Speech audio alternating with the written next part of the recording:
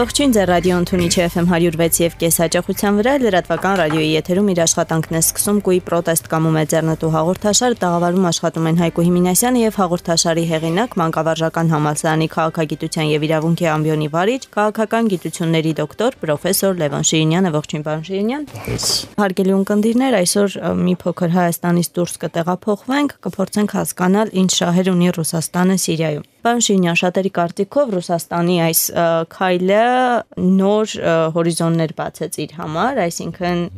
մերձավոր եւ միջին արևելքում արդեն Ռուսաստանը կլինի թելադրող։ Ձեր կարծիքով ինչու մինչև այսօր Ռուսաստանը դա չէր անում, որովհետեւ այն հսկայական սարսափելի ջարդերը, որ տեղի ունեցան իսլամական պետության կողմից, նույն եզդիների հանդեպ կամ առհասարակ Սիրիայում, շատ ավելի վաղ էր հնարավոր կասեցնել։ Եթե Ռուսաստանի իրոք նպատակը իսլամական պետության դեմ պայքարներ, ապա ինչու այն ամենաթեժ պահին դա տեղի չունեցավ։ Ուրեմն ես այսպես թույլ տամ ասել, որ Ռուսաստանը ոչ եզդիների բարեկամն է, ոչ քրդերի եւ ոչ էլ որևէ մեկի, բայց ըստ էության ինչու չէր ակտիվանում, որովհետեւ ուժերի ներելու խնդիր կար եւ համաշխարհային խոշոր խաղացողների հետ ուժերի դասավորման հարց ուներ։ Օգնեց, օժանդակեց Ասադին, որ իմ սրտով է։ Ուրեմն ալևիներին թիկուն կանգնեց, նրանք կռվեցին այնքան, սա մեր ժողովրդի համար շատ տիպիկ օրինակ է, բոլոր Հայաստանում էր հիստերիա էր ճզմին, ես Ասադը կնի։ Մինչև Ասադի թիկուն կանգնեց, Ասադը բոլոր այս խաղակարտերը ուրեմն ծրիվ տվեց, ինչպես ասում են, որից հետո ինքը ակտիվացավ եւ մտավ խաղի մեջ։ Ինչ երբ մտավ այն ժամանակ, երբ արևմուտքից բարձ դարձավ, որ ուրեմն Ասադին հաղթել չի լինի։ Ես ժամանակին 2-3 տարի առաջ նոր որ սկսվել էր, ասել եմ մի բան հիմա կրկնում եմ, կարծեմ առավոտում էր կայքեջում հարցազրույցի ենք պարոն Նավասարդյան Արմանի հետ։ Ես ասացի, որ Ասադը չի գնելու, դա մեզ համար խիստ ձեռնտու է, ալևիներ իշխանությունը պահելու են, ուրեմն եւ կկռվեն մինչեւ վերջ։ Իսկ այն ժողովուրդը, որը կկռվի մինչեւ վերջ, նրան գրեթե հաղթել չի լինի։ Հիմա ստեղծված վիճակի մեջ անշուշտ արևմուտքի ճնշումը շատ բարձր էր, Միացյալ Նահանգներ եւ այլն, այս պայմաններում կարող ենք այսպես ասենք, եթե ռազմավարության ոլորտ ենք մտնում, Ռուսաստանը օգնելով Ասադին, դա միշտ օգնել է, չէ՞, տեղական նշանակության մարդ էր տալիս, մինչեւ հակառակորդի ուժերը ջլատվեցին այնքան ժամանակ, երբ ուրեմն Օբաման սիրտ Աստված Օբամայի գուտ գցեց եւ համաձայնվեց ըստ էության, որ ինքը Ռուսաստանի հետ պիտի համագործակցի եւ Ռուսաստանի հետ պետք է գործի մեջ մտնի, ուրեմն ենթատեքստ ունի դա, որովհետեւ չկարողացավ հաղթել Ասադին եւ նրան օժանդակող ուժերին Իրան, Ռուսաստան, Չինաստան, ես բանը դրանք օժանդակում էին եւ պիտի համաձայնվի, որ Ռուսաստանը վերադառնալու է Սիրիայի ճանապարհով եւ Սիրիայի միջոցով։ Այստեղ կարող ենք մեզ համար եզրակացություն անել։ Ռուսաստանը վերադառնում է, եթե զենքի տնտեսության մեր հիմիկվա մասշտաբները նկատի ունենանք, որ ուրեմն Ռուսաստանը հաստատվում է, այսպես ասած, թուրքական ջրուղիների կամ նահանգների մատույցներում։ Ուրեմն սա կարող է Ռուսաստանը նորից տեղավորվեց դեպի Սերծով տանող, ուրեմն թուրքական դարդանել, ուրեմն այդ նեղուցների եղա Բոսֆոր, ուրեմն այս քայլն արեց եւ տեղավորվեց։ Ուրեմն այստեղ ինչու եզդիների բարակայով չեղա, որտեղ եզդիները իր հաշիվը չեն, քրդերն էլ իր հաշիվը չեն, բայց ուղղակի ուժերի փոփոխությունը, դասավորությունը բերեց սրան, երբ արևմուտքը ին կամավոր հանձնվեց։ Արևմուտքը կարևոր է հարցում հանձնվեց, այնպես որ այստեղ պետք է տեսնել, որը պետք է նկատի ունենալ։ Մեզ համար ձեռնտու է երկու տեսակետով։ Առաջինը Սիրիան որպես ամբողջականություն պիտի մնա, որտեղ դա հակաթուրք ուժ է, հասկանում եք, խնդիր կա։ Եվ ալևիների այդ միջուկի վրա եղած սիրիական պետականությունը նաև առաջադիմական է, քաղաքակրթական է, մշակութային է։ Նաև այսպես ասեմ, մեր ռազմավարական դաշնակիցը, ինչպիսին էլ հաշվեն ոմանք, Ռուսաստանը մեզ տեղավորում է մերձավոր միջին արևելքում։ Եթե մենք շատ խելք ունենանք, եթե մեր ազգային շահերին շատ նվիրված լինենք եւ պետականություն լինենք, կարող ենք Ռուսաստանի հետ համագործակցել մերձավոր միջին արևելքում այնտեղ, որտեղ Սիրիան, իսկ Սիրիան Արևմտյան Հայաստանի քթի տակ է, չէ՞։ Ուրեմն սա էլ հեռանկար ստրատեգիական հաշվի իմաստով եմ ասում։ Պարոն Շիրինյան, մի փոքր կուզենի կցանկանայի տեղափոխվեինք Թուրքիա, վերջերս թուրքագետներից մեկից մի տեսակետ լսեցի, որ այս քրդերի ակտիվացումը, որը այս օրերին կարծես այդքան չի խոսվում, կազմակերպված էր նույն թուրքերի կողմից, ոչ ամբողջությամբ, բայց վերահսկվում էր եւ գալիք ընտրությունների համար, այսինքն Էրդողանը փորձեց բոլոր նրանց, ովքեր քվեարկել էին քրդական կուսակցության օգտին բացատրել, որ տեսեք ինչ է լինում այն բանից հետո, երբ քրդական կուսակցությունը շատ ձայներ է ստանում։ Բայց քրդական այդ հարցը բարդ անլուծելի հարց չէ Թուրքիայի համար։ Եվ արդյոք այս Ռուսաստանի զորքերի հաստատումը Լաթակիայի ռազմաբազայում որևէ ձևով անդրադառնալու են Թուրքիայի վրա։ Այդ ընկեր թուրքագետը ուրեմն ինչ ասեմ, հա, վաճառքի է հանել եւ ուրեմն վաճառում է այն անասունի միսը, որը դեռևս մորթված չի։ Այսինքն արդյունքը դեռևս չկա։ Հիմա բայց ես ուրիշ բան եմ ասել, նաեւ ձեզ մոտ էստեղ։ Նորից պնդում եմ նույնը։ Այս բոլորը նախ միշտ արմատ պետք է ունենա, քրդերը խնդրեմ ունեն եւ իրենք կռվում են։ Հիմա միշտ որ դրսից կարելի է կազմակերպել, ես վերցնենք որպես օբյեկտիվ իրողություն։ Երկրորդ մասը Էրդողանը եւ նրա այդ խմբակցությունը ուրեմն պետական հեղաշրջում է անում։ Ընտրությունները ձգում են, գուցե էլի մի հատ էլ ձգեն, որովհետեւ նրանց համար մահվան խնդիր է խորհրդարանում ունենալ քրդամետ կուսակցությունների դեմոկրատական են կուսակցությունը, որ այսպես կարող ենք ասել, ըստ էության իրական օպոզիցիան է թուրքական, ազգային եւ էթնիկական հողի վրա։ Թուրքերը սա տանել չեն կարող։ Ես ձեզ մոտ էի ասել, որ սա նման է մոտավորապես 1908 թվականի երբ թուրքերի հեղաշրջումից հետո սահմանադրության շրջանում թուրքական պարլամենտում ոչ թուրք տարրերից կազմված նրանց մեջ նաև դաշնակցական պատգամավորներս ուրեմն բլոկի առաջացմանը սրանից թուրքերը խրտնում են եթե աշխարհը լիներ շատ բարոյական չէ շատ կազմակերպված եւ իրականում ասենք սիրեին առաջադիմություն քաղաքակրթություն եւ այլն հիմա պետք է պարտադրեն Թուրքիային որ ընդունիր ընտրության արդյունքը որովհետեւ այս տոկոսը կա այսքան բան կա Էրդողանն ամեն ինչ անելու է որ քրդերի ուրեմն տոկոսը գոնե գցի նոր ընտրություններում ընդ որում այստեղ հարց կա այդ բոլորն ասում են որ նա կարողացավ հեղինակազրկել դրանց տոկոսը գցել եւ այլն ես քաղաքագիտության մի օրինաչափություն տասեմ որ Հայաստանում իսկ շփոթում են այդ հարցը այդ արդյունքը երևում է ընտրության օրը կոնկրետը բայց ընտրությունը չի եղել ինչպես է նա հակառակ ինձ թվում է դրանց զինվորականություն եւս սարսափի մեջ է այն իմաստով որ գուցե եւ ժողովուրդը ուրեմն կանգնի եւ գնա ընտրություններին որովհետեւ հստակ է մի բան որ ես ցես մի թիվ ասեմ չգիտեմ ով ինչ ասում ով չի ասում բայց ես միշտ ասում եմ այն աղբյուրներ, որից օգտվում են։ Ուրիշները խոսում են հայտնի չի, իրենցից են ասում, ինչ են անում։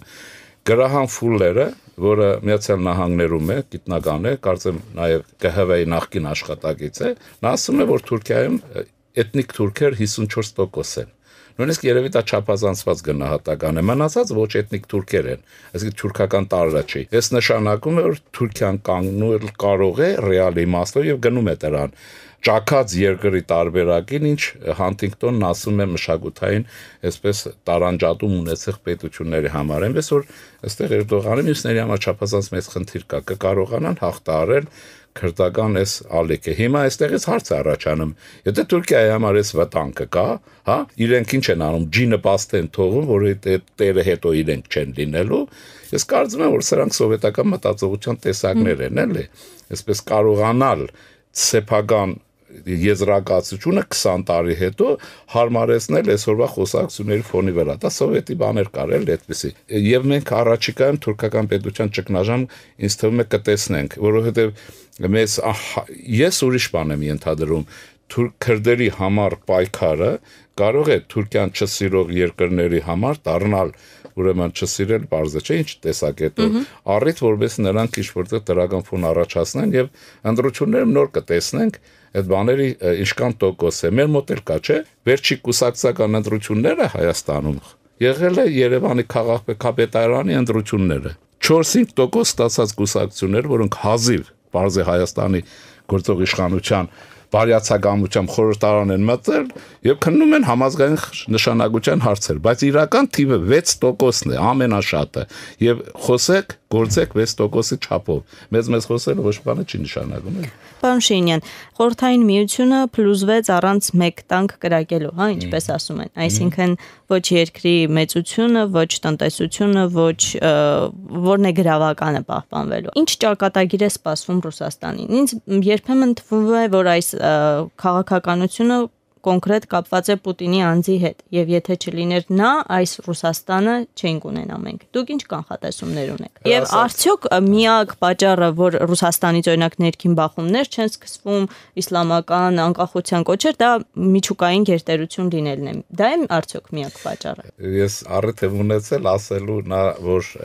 այսօրվա Ռուսաստանի վիճակը մոդելի իմաստով գրեթե հիշեցնում է Ղրիմի պատերազմից հետո Ալեքսանդր II-ի դրանից հետո այն շրջան եւ Ռուսաստան ուժեր կուտակում եւ հայտնի է խոսքը, Գորչակովի խոսքը կա, որ Ռուսաստանը անգում չի ապրում, Ռուսաստանը կենտրոնանում է եւ այս process-ն է։ Ես այդպեսի բան ընդհանրապես չեմ ասել, եւ մեր ցավոր ընկերներից մեկը, ասենք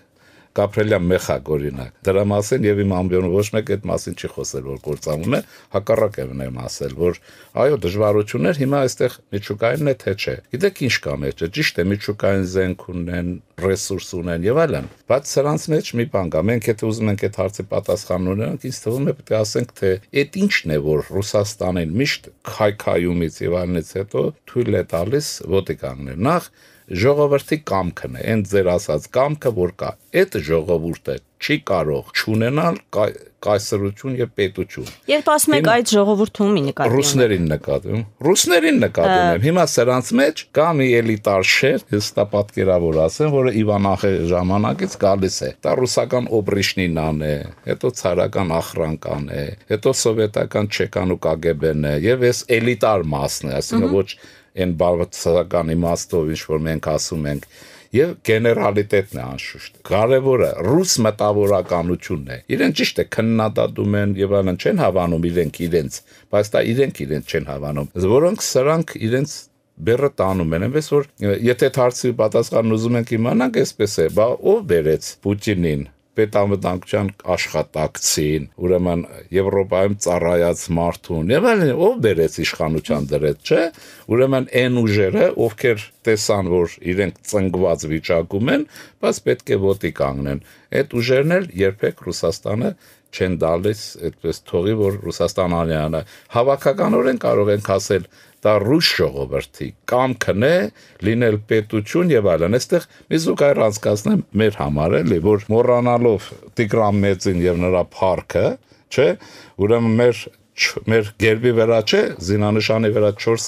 դինաստիաներ կան, չէ, թագավորական ընտանիքը։ Ինչ որ մարդիկ տահասներ, նույնիսկ մեզ ապացուցում են, որ ասենք նախագահական համագարկ, որտեղ իրեն ձեռնտու չի, մեզ հարազատ չի, որտեղ արաբական աշխարհներ ունեն թագավորություն։ Այդ մարդիկ երևի գերբը չեն տեսել մեր։ Սրանից անցնենք։ Այդ շերտը կա, որը միշտ տանում է դրան, որը երբեք չի սпасել, որ իրեն օգնեն ինքը ոտի կանգնի։ Ես ուզում եմ հարց տամ, այդ առիթը շատ լավ տվեցիք, վաղուց էր մտքիս մեջ։ Ով է Ռուսաստանին օգնում, որ իրենք միշտ պետություն մնան, ինչ որ եղել են դառնալուց հետո։ Թուրքերին ով է օգնել, որ գան եւ գրավեն այս աշխարհի դրախտավայրը։ Եվ այսպես դրա համար ես մեզ եմ ուզում եմ ասեմ, այսպեսիկ բան կա, էլիտաներն են։ Ժողովուրդն է եւ էլիտաները, այդ էլիտաները նաեւ ուրեմն բանվորի մեջ է, այդ մտավորականության, անշուշտ մտավորականությունն է։ Այն մտավորականությունը ոչ թե սпасում է իրեն, հա, կերակրեն, աճից ծախից եւ տխմար ինչ ասես տարածի գիրք կարդալով սրանան, որը ազգային իդեալին եւ պետականությանը փարած է մնում։ Ես կարծում եմ դա է, դրանց մեջ մի արդարացում կա, որ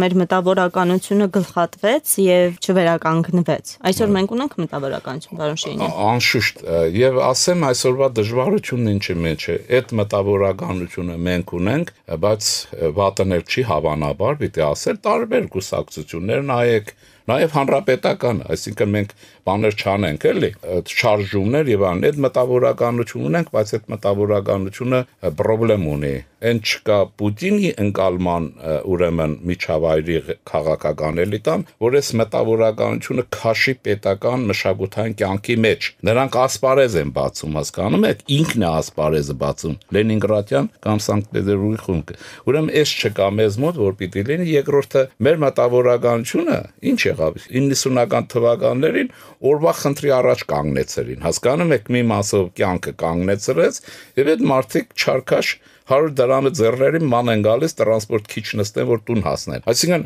այդ մտավորականությանը տեղ պետք է դրվի ճանապարհ պիտի դրվի ինչը որ մեր մշակույթի մեջ պակասում է հрьяաների համար այսպեսի խոսք են ասում էլի ես դա չեմ կարող ասել պնդել այդպես է թե չէ բայց գիտեմ որ ասում են նրանց մոտ խնդիրն էսպես է բոլոր արժանիները պետք է լինեն իրենց տեղում մեզ մոտ ինչ է Մեզ մոտ աշխատում են կռիվ են տալիս բոլոր արժանիների դեմ, որոնք հանկարծ իրենց տեղում չլինեն, որովհետև այստեղ արունակցական կապերի արատավոր համակարգն է աշխատում, հարազատական, ցեղային, կլանային։ Ուրեմն դա պիտի հաղթահարվի, թե չէ մենք ինչ է եղել։ Օրինակ ոնց կարող ենք մտածել չունենք։ Տեսնում ենք, հիմա զուգահեռ ասենք բանին, որ եւ վերջացնենք այդ հարցը, կարծում եմ Արցախյան ազատամարտի տարիներին իմ աչքի առաջ է եղել։ Ես մասնակցել եմ այդ բոլոր աշխատանքներին, էլի, ինչքան որ հնարավոր է եղել։ Մենք ազատամարտիկի պակաս զինվորի, որ ուզում է գնալ ֆիդայական կռվի, չենք ունեցել։ Միշտ փամփուշտի եւ ավտոմատի պակաս ենք ունեցել։ Սկզբից հրացանի պակաս։ Մարդիկ եկել են, ուզում են ճակատ գնալ առանց մարզված, բայց հրացանը 10 հոգի եղել, ասենք եկել են 100 հոգի։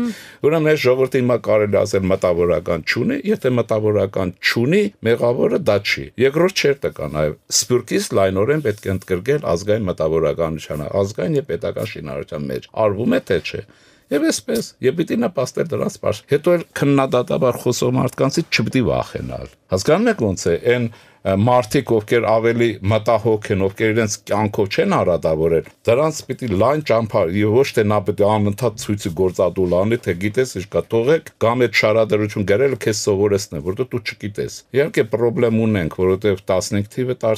տարավ մեր ազգային, ինչու է, ապրիլի 24-ին չի նշվում, հո այդ օրը չի եղել ամեն ինչ, այդ օրը գրեթե բաներ չի եղել։ Մտավորականություն Ստալին եկավ ոտից գլուխ խանջանից սկսած